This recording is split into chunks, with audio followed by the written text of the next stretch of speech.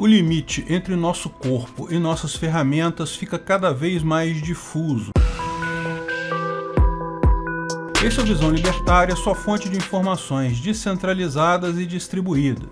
A Neuralink é uma startup tecnológica comprada pelo Elon Musk, mais uma de suas empresas revolucionárias e com enorme potencial de futuro. Qual o produto dela? Bem, é o Neuralace, que é um dispositivo de interface direto entre nossos cérebros e aparelhos eletrônicos. Funciona com um pequeno chip do tamanho de uma moeda que é implantado na sua cabeça, substituindo parte do seu crânio, portanto nem aparece. Esse chip contém mais de 1000 eletrodos que são implantados em vários pontos do seu cérebro. O processo de instalação é tão delicado que a Neuralink usa um robô cirurgião para implantar o sistema. Sim, você deita ali e o robô costura a coisa no seu cérebro. Os sinais dos eletrodos são processados pelo chip e dali podem se comunicar com celulares e computadores diretamente via tecnologia wireless. Portanto, isso permitiria que o seu cérebro comandasse diretamente tais dispositivos. A ideia não é nenhuma novidade e pode ser mesmo muito interessante.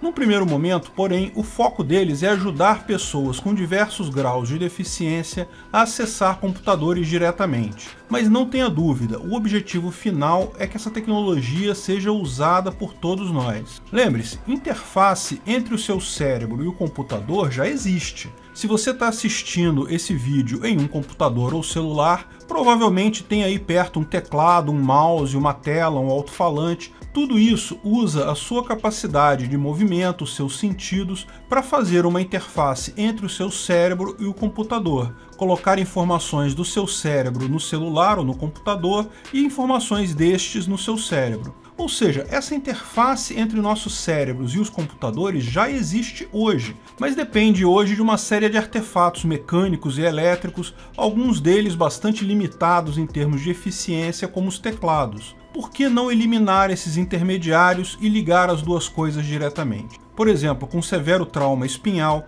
acabam não conseguindo usar as mãos para digitar ou mover o mouse. O estágio atual das pesquisas está focado neste caso de uso. Pessoas que não conseguem usar os dispositivos usuais de interface cérebro-computador, para quem ter tal interface seria algo excelente. O sistema Neuralink visa estabelecer um padrão de impulsos elétricos no seu cérebro que permite que você controle o mouse ou um teclado. Lógico, a habilidade em si precisa ser aprendida, mas o nosso cérebro é bom exatamente nisso, em aprender coisas. Em tese, essas pessoas seriam ligadas na interface do Neuralink e em algum tempo, após algum treino, conseguiriam controlar com a mente um mouse e teclado de um computador próximo.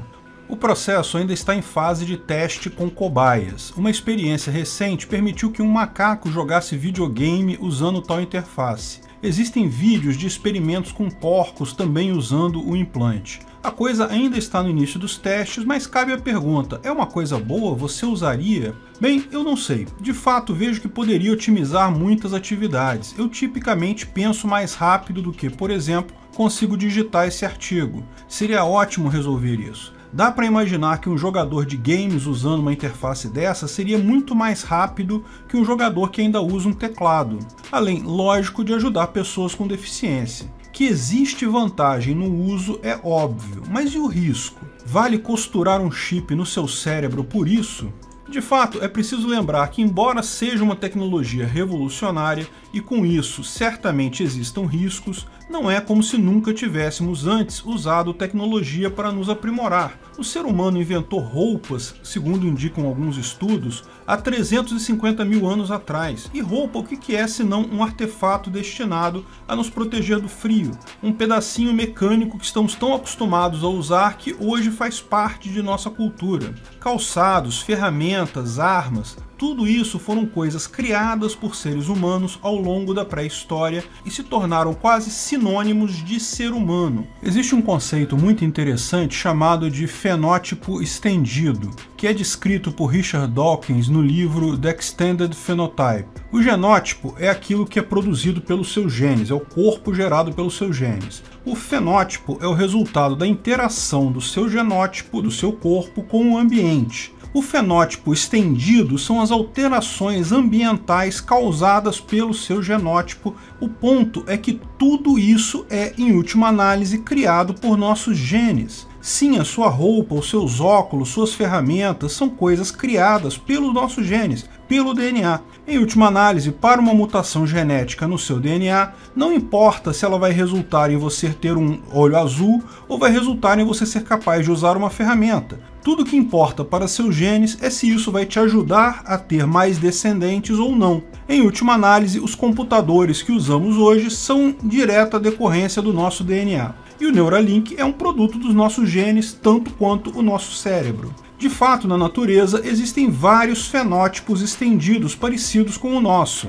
Por exemplo, o caranguejo ermitão busca objetos para servir como proteção, normalmente conchas abandonadas, mas pode ser qualquer coisa, lixo humano é muito bem-vindo. O caranguejo ermitão aprendeu a usar uma ferramenta e isso é parte integral de sua estratégia de sobrevivência. Mas o fato é que, do ponto de vista do DNA dele, essas coisas são indiferentes. Houve mutação em determinado gene que levou a esse comportamento e ponto final. O mesmo pode ser dito de colmeia de abelhas, de cupinzeiro, de ninhos de pássaros. Porque as casas humanas que construímos são diferentes do instinto desses animais? Não são, é a mesma coisa. A nossa tecnologia é o nosso instinto humano. Pode-se argumentar que há uma distinção de grau, eu concordo. Os nossos fenótipos estendidos são muito mais complexos e diversos, intrincados do que de passarinhos fazendo ninho.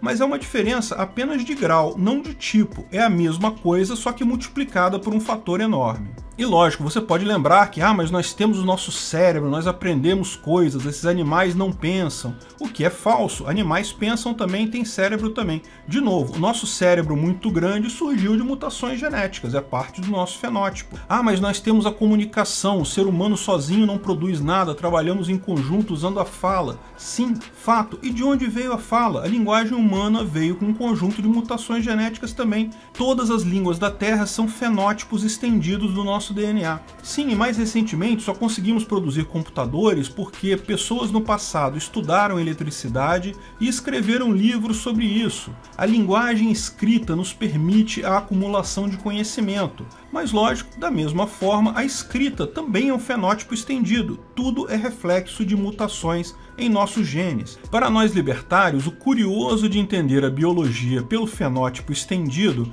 é que ela fornece todo um novo embasamento biológico para a ética libertária. Sim, você pode facilmente partir da autopropriedade para a propriedade privada usando este conceito. Lógico, a ética argumentativa de Hoppe já deriva isso sem necessidade de novas elucubrações, mas é sempre interessante ver o mesmo resultado por uma ótica diferente. Argumentos corretos, afinal, encontram sempre outros argumentos que o reforçam. No final, considerando seu fenótipo estendido, não há distinção biológica entre o seu corpo, o seu braço, a sua perna e a sua casa, suas ferramentas, seu carro. Tudo são coisas que você, no final das contas, gera a partir dos seus genes. Propriedade privada é só a autopropriedade do seu fenótipo estendido. Não pretendo demonstrar logicamente essa ligação aqui, apenas estou apontando que a ligação existe. E sim, é uma ligação lógica, porque o funcionamento do DNA e a evolução natural é pura lógica. Portanto, qual o problema de usar o Neuralink, não é mesmo? É tão natural quanto suas roupas, seu carro, suas ferramentas, seus óculos. De certa forma, tudo é parte do corpo humano, do fenótipo estendido humano. Eu, desde os meus 45 anos de idade, uso óculos para vista cansada. É muito comum. E o que são óculos, senão uma ferramenta mecânica destinada a aprimorar nossa capacidade de visão? De fato, se eu me recusasse a usar óculos, não, esse negócio de usar óculos está interferindo com o meu corpo. Eu, sinceramente, se não usasse óculos, não conseguiria escrever esse artigo, porque já faz tempo que eu não enxergo nada sem meus óculos. Mas tem um porém. Todo mundo que tem vista cansada conhece esse fenômeno. Seu corpo parece que vicia nos óculos. Quando eu comecei a usar óculos, eu ainda conseguia ler de dia, só à noite, quando a letra era muito pequena, que eu não conseguia mais ler. Daí mandei fazer meu primeiro par de óculos, uma maravilha, conseguia ler tudo com clareza em qualquer situação, mas foi um choque quando eu tirei meus óculos e tentei ler numa situação que antes eu conseguiria ler. Em questão de 2 ou 3 dias, eu perdi totalmente a capacidade de ler sem óculos. Meu corpo se acostumou de tal forma ao óculos que criou dependência. O Neuralink pode levar a mesma coisa, dependência, fácil imaginar que deve ser muito mais rápido e fácil de digitar, se comunicar com o computador usando isso. Talvez a ponto de, depois que você experimentou o Neuralink, ser completamente impossível retornar ao estado anterior de usar teclado e mouse. Mas não é só isso. Nossos 5 sentidos, a visão, olfato, gosto, tato e audição, evoluíram ao longo dos milênios, não apenas para se tornarem excelentes nos que fazem, mas também para evitarem ser enganados. Ilusões de ótica existem, mas são casos isolados. Via de regra, podemos confiar que nossos olhos veem bem o mundo que nos cerca. E podemos fechar os olhos se não quisermos ver mais algo. Temos verdadeiros firewalls naturais em nossos sentidos que acabam protegendo nosso cérebro de eventuais ataques. E o Neuralink quer bypassar seu firewall e ligar direto na sua rede interna ou no seu cérebro. Isso pode ser perigoso, muito perigoso.